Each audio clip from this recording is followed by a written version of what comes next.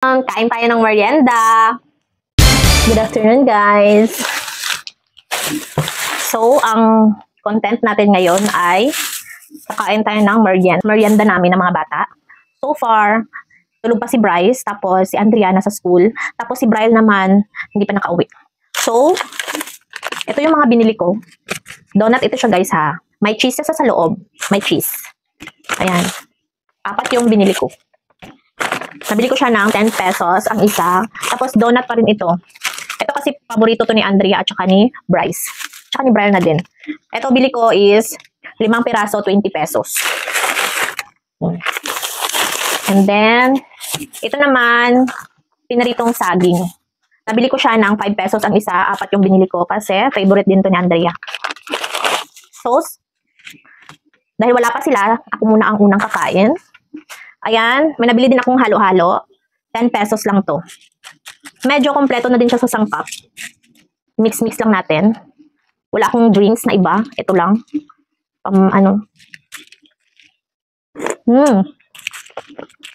Okay na din siya sa 10 pesos, ha. May gatas na din. May sugar. Mga sago at gulaman. May saba na saging. May ube. Or pa. Yan lang naman. Pero, worth it na siya sa halagang 10 pesos. Meron naman siyang binibenta na 35 pesos at saka 45 pesos. Ang 35 pesos, malaki siya mga, 15 ounce. Ewan ko anong ounce yun. Basta malaki siya tapos may cup. May dome cup. May takip. Pero yung 45, yun yung may ice cream sa taas. Isang scoop ng ice cream.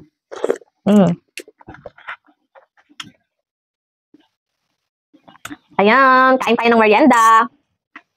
Hindi ko ito mauubos. Share kami ng mga bata. So, ito muna yung kakainin ko kasi favorite ko to. Masarap kasi ito siya kasi yung naka-coating siya ng skim milk. Tapos may cheese sa loob.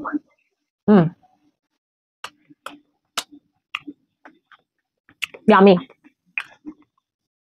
Sarap niya.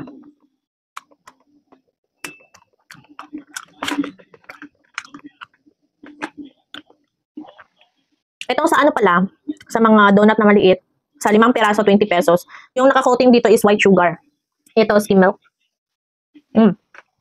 Which is yan.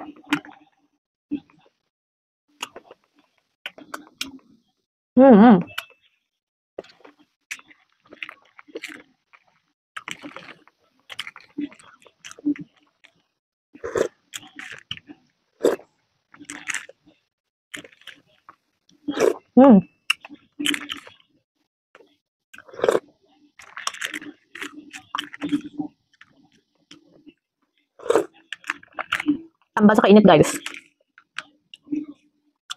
Wow!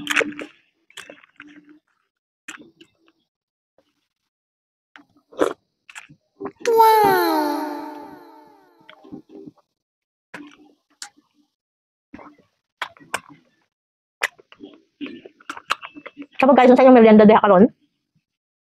Kaon na ita. Cheese.